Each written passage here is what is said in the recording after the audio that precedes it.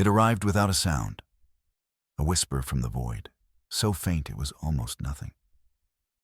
For months, it was just a ghost in the data, a flicker on the deepest scans from the Webb telescope. Then, it sharpened. It was not a natural pulse. It was a message, sent from a place so distant, the light had traveled for 1 billion years. The star that broadcast it was long dead. Its planets were dust. But the signal lived on. You were part of the team that caught it. You spent sleepless nights in the quiet hum of the server rooms. You helped clean the static from its ancient voice. It spoke in pure mathematics, the universal language. It was a warning, not a greeting. It was a final testament from a civilization that had died. They wanted to tell someone, anyone, what had happened to them. They wanted to warn you. The signal was a key. It unlocked a file buried within its own structure, a forbidden archive, a history of the galaxy they never tell you about. You worked on the decryption. The final sequence fell into place on a Tuesday morning. The screen glowed with alien text, and with it, images, schematics, star charts showing paths that led to ruin. The message described a galactic compact, an alliance of immense power. Their goal was simple: to enforce silence. The archive chronicled civilization after civilization, the bright, hopeful species who looked to the stars, the builders, the explorers, the curious minds. Each one of them had reached a certain point. They had learned to leave their world. They had started to ask the big questions, and for that, they were extinguished. Their only crime was looking too far, wondering too much. The compact judged their ambition as a disease, a contagion that had to be cleansed. The message ended with a plea from the dead. Do not make our mistake. Stay home. Stay silent. Then it appeared, a single, silent watcher. It entered your solar system without any warning. It was a perfect obsidian teardrop, with no windows, no engines, no lights. It moved with a grace that defied physics.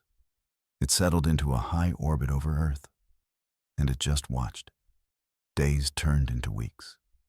It made no sound. It sent no signal.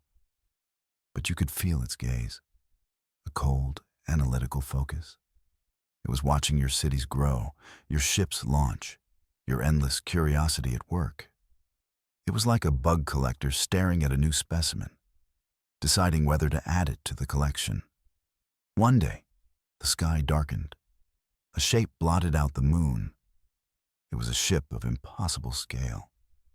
A vast, dark crescent that hung in the void like a judgment. The teardrop probe descended from its orbit. It merged silently with the great vessel. Then, an emissary came. It did not land in a field or on a lawn.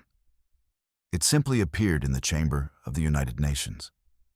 It stood before the leaders of the world, tall, slender, and featureless. It spoke, its voice a calm, synthetic tone that filled every speaker on the planet. The demand was absolute. It was delivered without emotion. Humanity was to cease all space exploration immediately.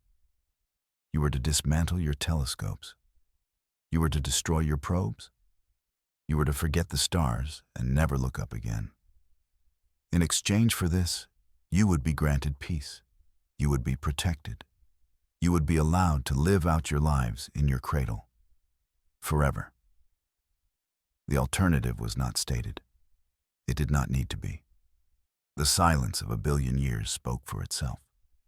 You watched the broadcast with the rest of the world. You saw the faces of your leaders. The weight of an entire species rested on their shoulders. There was no debate. There were no arguments. There was only a quiet, shared understanding.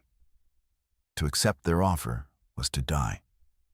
A slow death of the soul. A cage is still a cage, no matter how comfortable. Humanity did not spend millennia climbing from the mud to stare at the ground. The reply was delivered the next day. Every leader, from every nation, spoke as one. Their message was broadcast on all frequencies, sent directly to the silent ship in the sky. The answer was no. The answer was that curiosity was not a crime. The stars belonged to everyone, or no one. They chose the perilous path. They chose to be human. You felt a surge of pride so powerful it left you breathless. It was your finest, and perhaps your last, great moment. The custodian's ship responded without a word. The emissary vanished from the UN chamber. And in the sky, something impossible happened. The custodian aimed a beam of dark energy into deep space. It was not a weapon in the way you understood it. It was an unmaker. Far away, in the constellation of Orion, a star vanished. Not exploded. It simply ceased to be. One moment it was a familiar point of light. The next, there was only blackness, a hole in the heavens. The message was clear. This is the power to erase. This is what you defy. Panic was a fire that threatened to burn through your world. But the old signal, the billion-year-old warning, held one last secret. You were the one who found it, buried deep in a sub-protocol of the message. It was a desperate final gift from the long-dead race. They were not just historians. They were brilliant engineers. And they had designed a defense, a way to fight the silence. The file contained schematics for a shield, a technology based on principles that defied your own star science. It was your only hope. The world became a single factory, a single mind with a single purpose. All rivalries were forgotten. All borders became meaningless lines on an old map. You worked alongside billions of others, forging the Aegis. It was a shield generator of planetary scale, built in sections on every continent, launched into orbit and assembled by a fleet of human hands. It was a testament to your defiance, a shield made of hope and desperation. You were building a future, or you were building your own monument. The custodian's vessel returned. It moved from its station over the moon. It came to the edge of your orbital space. Its posture was one of supreme confidence. It expected to find a broken world, a species on its knees, begging for the peace it had rejected. It found something else entirely. It found the Aegis, a shimmering web of light surrounding your planet, a shield woven from the wisdom of the dead and the will of the living. It found a world that was not begging. It found a world that was armed. The standoff began. The custodian's ship began to glow with immense power. It unleashed a wave of energy, the same force that had erased a star. It struck your new shield. The Aegis flared, a brilliant blue against the black. It held. The planetary grid strained under the load. Lights flickered across the globe, but the shield held. The custodian poured on more power. The silent scream of energy was immense. Yet your defense did not break. You had answered their demonstration of power with one of your own. Now it was your turn. You did not have a weapon that could destroy their ship. But you had something better. You had a voice, and you had the truth. Humanity deployed its real weapon. You broadcast a message to the custodian ship, and to anyone else who might be listening in the void. It was not a threat. It was not a plea. It was a single, simple question. The question was broadcast on all frequencies, on all channels. It echoed out from Earth into the silent galaxy. Why are you so afraid of what we might discover? The question traveled at the speed of light, past the custodian ship, past the edges of your system, out into the star lanes of the galactic compact. For a long time, there was only silence. Then, a flicker, a single, unauthorized transmission from a system 50 light-years away. Then another, and another. Other species, other silent worlds, had heard your question. They had been thinking the same thing for centuries, in the quiet of their caged worlds. Your defiance had sparked a fire. You had given them a voice.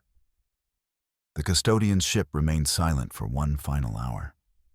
Then, it turned. It moved away from your world with a slow, deliberate grace. It was not fleeing from you. It was withdrawing to deal with a much larger problem. A rebellion you had started with a single question. The sky was clear again. You had won. For now. You stood under the stars, the same stars they told you to forget. You looked up, and for the first time, you knew you were not just looking at empty space. You were looking at your future, a future that was unknown and beautifully, wonderfully curious.